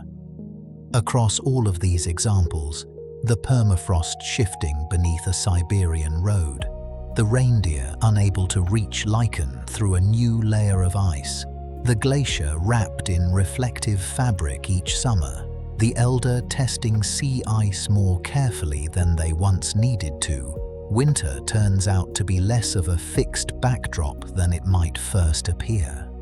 In a growing number of places, it is itself becoming one more variable that communities have to track, adjust to, and plan around, alongside everything else the season has always asked of them. Snow itself behaves differently depending on how close it falls to a city centre, and that difference has been growing more pronounced. Urban areas generate and retain more heat than the surrounding countryside, a well-documented effect known as the urban heat island, produced by concrete, asphalt, building exhaust, and the sheer density of heat-generating activity packed into a small area. In practice, this means snow in a city centre often melts faster and holds less consistently than snow falling only a short distance away in surrounding rural areas, even though both locations experience the same storm on the same day. Long-time residents of cities across the Nordic countries and northern North America frequently describe this directly. A countryside visible from a train window still blanketed in white, weeks after the snow in the city itself has reduced to grey slush along the curb. Two versions of the same winter playing out only a short drive apart from one another. warming winters have opened space for changes further from the world of ice and snow entirely. Southern England, a region long associated with damp, mild weather rather than serious winemaking, has seen a genuine expansion of vineyards and sparkling wine production over the past few decades, helped in part by warmer, more consistent growing seasons that would have made reliable grape cultivation considerably more difficult a century ago. It stands as a strange kind of counterpart to the pattern found almost everywhere else in a cold climate, where communities typically spend generations building elaborate systems to work around a harsh, unchanging winter. In a place like southern England, a gradually shifting climate has instead created new agricultural possibilities that simply did not reliably exist before. A reminder that a changing season reshapes opportunity as unevenly as it reshapes risk. Modernization has changed more than the physical climate. It has also changed who carries a region's older winter knowledge forward and how. Among younger generations in many Sámi communities, herding remains a valued cultural practice, but fewer young people are choosing it as a full-time livelihood than in previous generations, drawn instead toward education and careers based in towns and cities. A shift echoed in rural and indigenous communities across much of the circumpolar north. At the same time, snowmobiles have replaced skis and reindeer sleds for much of the actual daily work of herding, allowing herders to cover far greater distances in far less time than earlier generations could manage on foot or by animal. Even as the deep, intuitive knowledge of ice, snow, and animal behavior that once passed almost automatically from one generation working the land together to the next, now increasingly has to be taught more deliberately, fit around school schedules and careers that pull in other directions. Technology has reshaped winter from the opposite direction as well, arriving not to replace old knowledge, but to solve entirely new problems the season creates for modern machinery. Norway has one of the highest rates of electric vehicle ownership anywhere in the world, a shift made possible in large part by the same abundant hydroelectric power already reshaping how Norwegian homes are heated. But cold temperatures reduce battery efficiency significantly, shortening an electric vehicle's range and slowing its charging speed just when heating demands inside the car are highest. Norwegian drivers and manufacturers have adapted with features like battery preconditioning, warming a car's battery pack before it reaches a charging station, so that the cold air outside interferes less with the chemistry happening inside, alongside an extensive network of charging stations built specifically to handle the higher demand and slower charging speeds that a Norwegian winter reliably brings. It is, in its own quiet way, simply the newest version of a very old habit. A place meets whatever difficulty winter places in front of it, works out a solution, and gradually folds that solution into the unremarkable rhythm of an ordinary day. Some of these shifts reach back to a system described earlier. The ice roads that once carried trucks across frozen rivers and lakes to communities without permanent road access depend entirely on ice reaching a safe, predictable thickness for a long enough stretch of winter to justify the effort of building and maintaining a route across it. In several parts of northern Canada, that safe window has been narrowing, with ice forming later and weakening earlier than the historical average once suggested it would.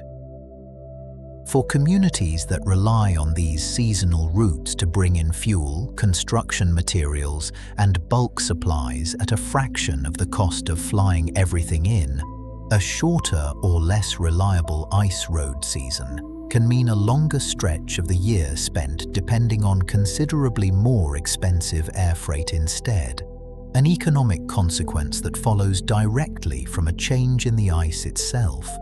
One felt less in dramatic terms and more in the price of a bag of flour or a tank of heating fuel delivered by plane rather than by truck.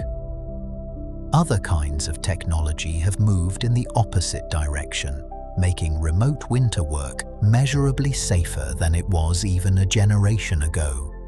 Herders, hunters, and researchers traveling across increasingly unpredictable ice and snow now frequently carry satellite communicators and GPS devices capable of sending a location and a distress signal from places with no cellular network at all, tools that simply did not exist for most of the long history behind these same traditions.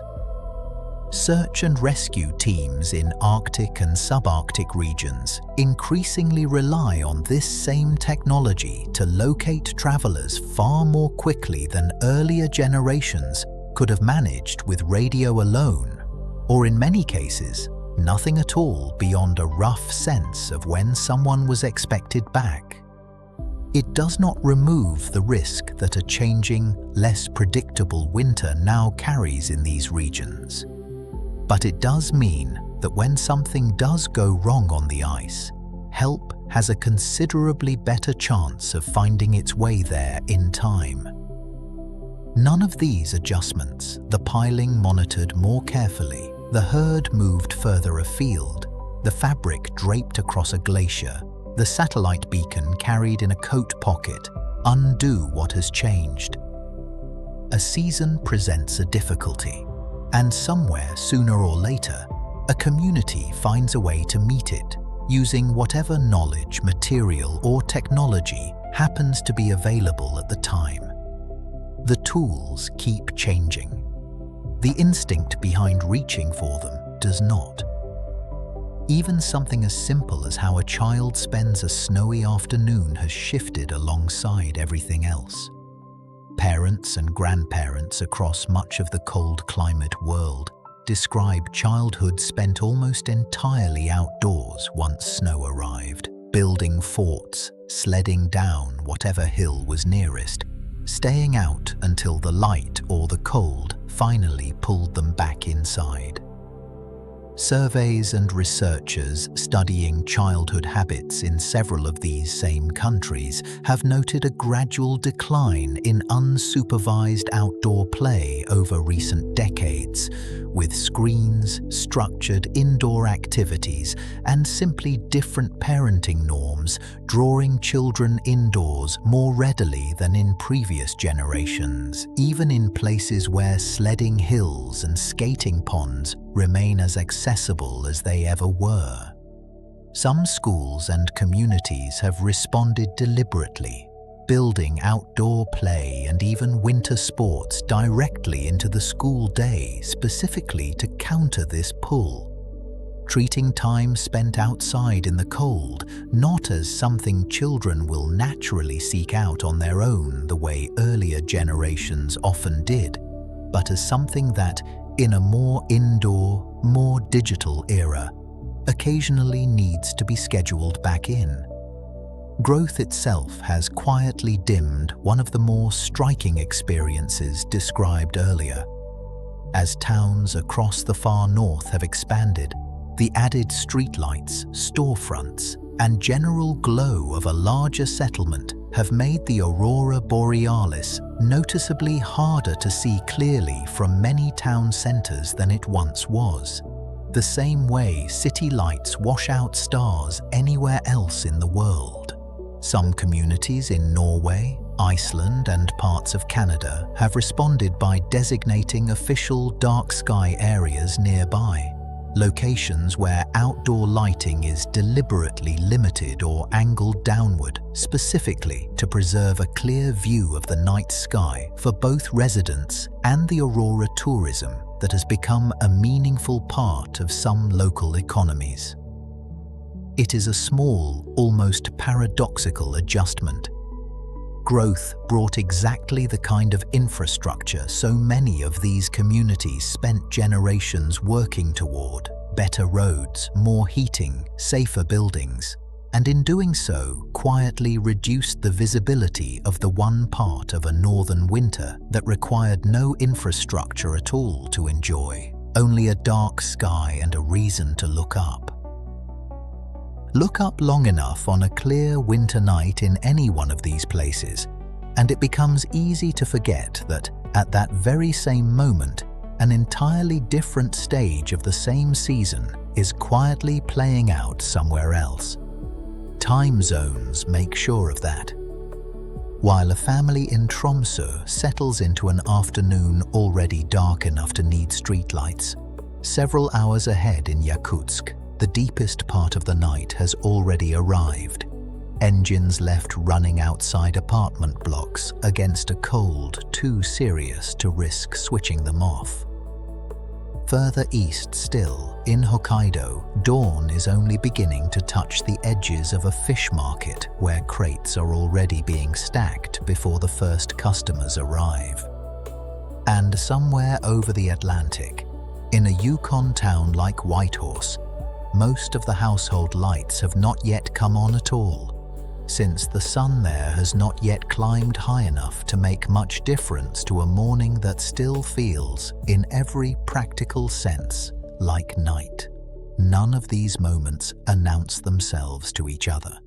A person stepping outside to check the sky above Tromsø has no way of knowing that, at that exact minute, a driver in Yakutsk is starting an engine that has been idling since the previous evening, or that a fisherman in Hokkaido is already sorting the morning's first catch by lamplight. And yet all of it belongs to the same season, moving steadily around the same tilted planet, arriving in one place just as it is deepening in another and beginning to loosen its hold somewhere else entirely.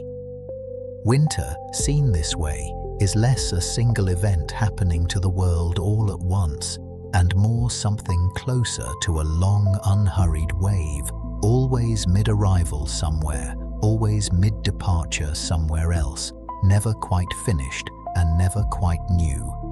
Even within a single place, that same season carries its own quiet turning point, one many cultures have marked deliberately rather than simply waiting to pass through.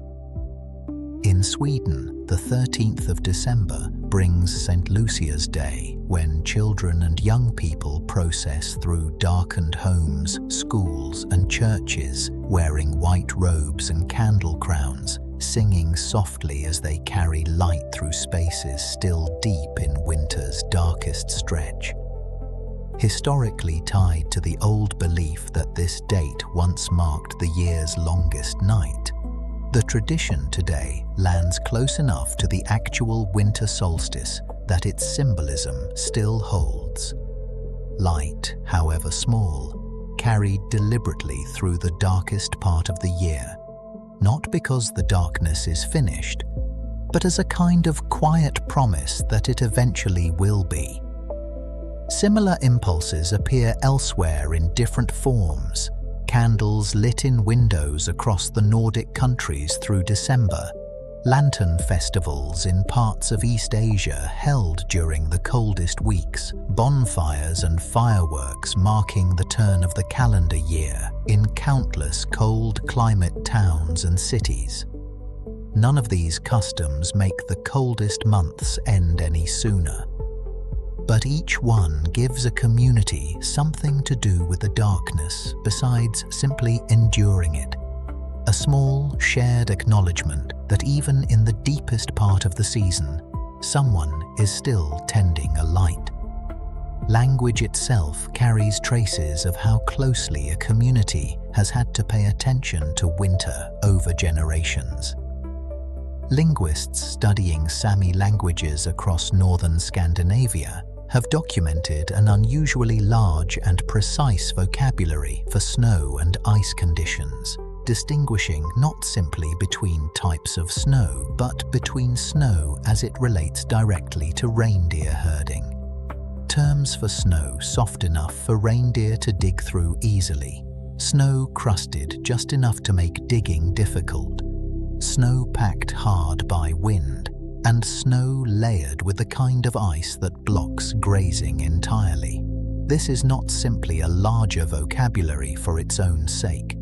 Each term encodes a practical judgment a herder needs to make quickly about where animals can safely graze and where they cannot, folded directly into the word itself rather than requiring a longer explanation. Finnish carries a related density of vocabulary around winter conditions more broadly, distinguishing kinds of frost, patterns of falling snow, and stages of ice thickness with a specificity that a language shaped by milder winters simply never had reason to develop. Language, in these cases, is less a neutral tool for describing winter from the outside, and more something that grew directly out of needing to survive it, one precise necessary word at a time. Some of the quietest ways people spend a winter day involve almost no movement at all. Across the frozen lakes of Minnesota, Wisconsin, and much of Canada, as well as in Finland and other parts of the Nordic region, ice fishing draws people out onto frozen water for hours at a stretch, often sitting inside small, simple shelters set up directly on the ice. A hole drilled through to the water below, a line dropped in, and very little to do afterward except wait. Some of these shelters are elaborate, heated, and semi-permanent for the season. Many are nothing more than a folding chair, a bucket, and enough patience to sit through long stretches where nothing happens at all. Unlike the urgent, storm-driven fishing season off the Norwegian coast, ice fishing of this kind carries almost none of that pressure. It is often treated less as a serious means of gathering food, though the catch is real, and more as a reason to sit quietly outdoors, away from a house, a phone, or a task list for an entire unhurried afternoon. Regulars often describe the appeal less in terms of what they catch and more in terms of the stillness itself. Hours spent with almost nothing required of them beyond simply being present on the ice, watching a small hole in the frozen surface and whatever, eventually, might rise up through it. Winter appears to change sleep itself, not just the routines built around it. Researchers studying human sleep patterns in environments without artificial light, including a well-known study that placed volunteers in conditions mimicking pre-industrial darkness, have found that people naturally sleep longer, and sometimes in two distinct segments through the night, with a quiet waking period in between, when nights stretch on as long as they do in deep winter. Some historians point to scattered records from earlier centuries in Europe describing a similar pattern, a first sleep and a second sleep, separated by an hour or so of calm wakefulness, often used for quiet reflection, conversation, or simply lying still in the dark, before artificial lighting became widespread enough to compress most nights into one uninterrupted stretch. Whether this older pattern was truly universal remains debated among researchers, and modern life, with its clocks, its schedules, and its electric light, has made a return to it unlikely for most people. But the underlying tendency seems to remain quietly underneath all of it. Left alone with a long, dark winter night and nothing demanding to be done, the body still seems to know that this is a night built for more rest than a summer one would offer. Winter also draws certain animals closer to human settlements than they venture during the warmer months, often in ways only noticed by those paying attention to a garden or a quiet street.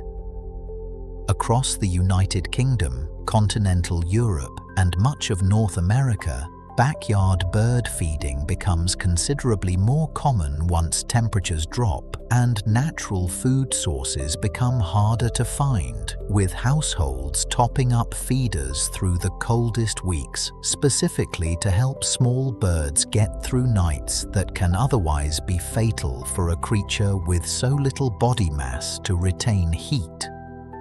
Foxes, deer, and other adaptable wildlife are also reported more frequently near the edges of towns and suburbs in winter, drawn by the same scarcity that sends them searching farther than they would in summer, when food is plentiful enough that they rarely need to come as close to people at all. It is one of the few moments in an otherwise heavily human-centered season when winter briefly reshapes the relationship between people and the wild animals living just beyond their windows, cold-making neighbors, however briefly, of species that spend most of the year keeping a careful distance. Cold itself leaves its own quiet signature on glass.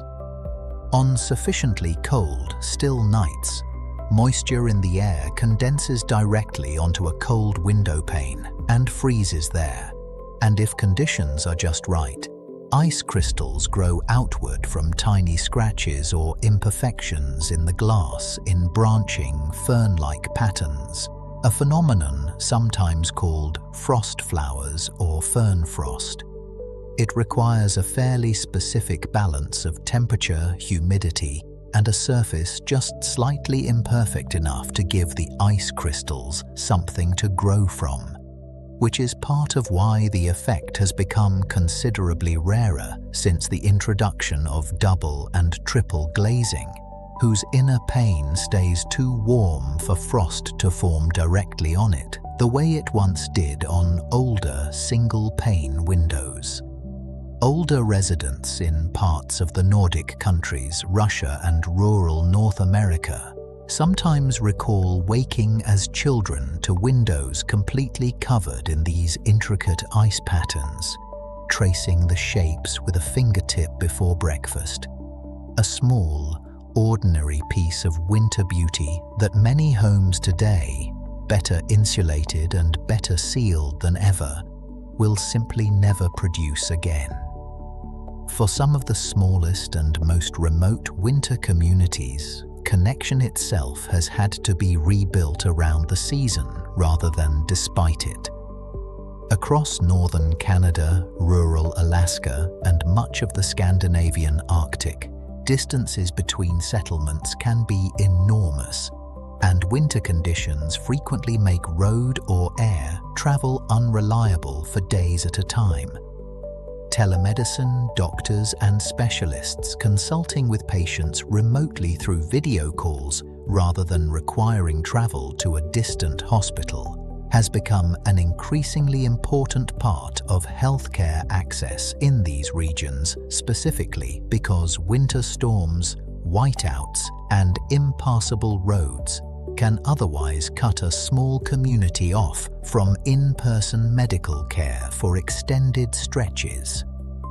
Distance education follows a similar logic, with some schools in sparsely populated northern regions relying on video classrooms to connect students spread across enormous, sometimes impassable, winter geography, with a single teacher who might otherwise need to be physically present in a dozen different places at once. None of this technology changes the isolation a remote winter community can still feel during its darkest, most weather-bound weeks. But it has quietly closed a gap that, for most of these communities' history, a hard winter simply left open until the roads or the daylight eventually returned. Almost everywhere this season has been examined, one particular habit keeps quietly reappearing, small enough to be easy to overlook, and common enough to say something real about how people meet a cold morning. Finland, despite its brief winter daylight, has one of the highest rates of coffee consumption anywhere in the world, with several cups a day treated as an entirely ordinary part of getting through a dark morning and an even darker afternoon. Russia's long relationship with tea, traditionally brewed strong in a small pot and diluted to taste with hot water kept simmering in a samovar, gave entire households a source of steady warmth available at any hour, refilled throughout a long winter evening without much thought. Scandinavian winter markets serve glögg, a warmed, spiced wine to visitors stepping out of the cold specifically to give them something hot to hold while they browse stalls in the freezing air. In parts of the Himalayas and the colder regions of northern India, spiced milk tea, brewed strong and heavily sweetened, serves a similar purpose in mountain communities where a warm cup can matter more on a genuinely cold morning than breakfast itself. None of these drinks solve winter, but each one gives a cold hand something warm to hold, if only for a few minutes, in almost every place visited tonight. Smell carries its own quiet memory of the season, even though cold air itself has very little scent to offer on its own. What people often describe as the smell of winter is usually wood smoke, drifting from chimneys across countless towns in Scandinavia, Russia, Canada, and the Andes alike, wherever a fireplace or wood stove still supplements or replaces central heating on a cold evening. That same smoke settles differently in still, cold air than it does in summer, hanging closer to the ground rather than dispersing quickly, which is part of why it registers so distinctly to anyone stepping outside on a freezing night. Fresh snow itself carries an almost clean mineral scent, less a smell in the ordinary sense, and more the simple absence of the usual damp, earthy notes that warmer, wetter air normally carries. Put the two together, wood smoke drifting low over snow-covered rooftops, and you have something close to the actual physical scent memory that so many people across so many of these places associate, without quite being able to explain why, with the particular feeling of a cold season settling in for the night. It is worth pausing here, this deep into the journey, to notice what has actually been traveled. A season that began hours ago now, with the sun disappearing entirely above the Arctic Circle, has passed through insulated walls and heated tents, through frozen roads and ice roads, through fishing boats off Lofoten and greenhouses warmed by volcanic heat, through saunas and banyas and ice swimming holes cut fresh each morning, through Yakutsk engines left running and Andean potatoes freeze-dried under a night sky, through permafrost quietly shifting beneath old foundations and satellite beacons carried into country no signal once reached. None of these pieces needed the others to make sense. Each one was simply winter, arriving somewhere, being met by whoever happened to live there, in whatever way that place had learned to meet it. And that, in the end, is the real shape of everything this documentary has followed. Not a single argument building toward one final idea, but a season circling the globe on its own patient schedule, asking the same basic question of every place it touches, and receiving, each time, an answer built specifically for that place, its materials, its history, its geography, its people. Norway answers with hydropower and skis. Mongolia answers with felt and dried meat. Japan answers with heated tables and steep roofs. Iceland answers with heat drawn up from beneath the ground itself. None of these answers are complete on their own. Together, loosely, imperfectly, They describe something like the full range of what it means for a place, any place, to hold on to its ordinary daily life, while an extraordinary season quietly reshapes it from the outside in. If you have made it this far still awake, thank you for staying through the whole of this particular winter with us. And if you drifted off somewhere between the sauna and the sled dogs, that's exactly how this was meant to work. There was nothing you needed to catch, and there is nothing more you need to follow tonight. If these long, quiet journeys are the kind of company you enjoy at night, you're always welcome to subscribe, so Farloom can keep finding you when you need it. That's all for now. There is nothing left to explain, and nothing left to explore tonight.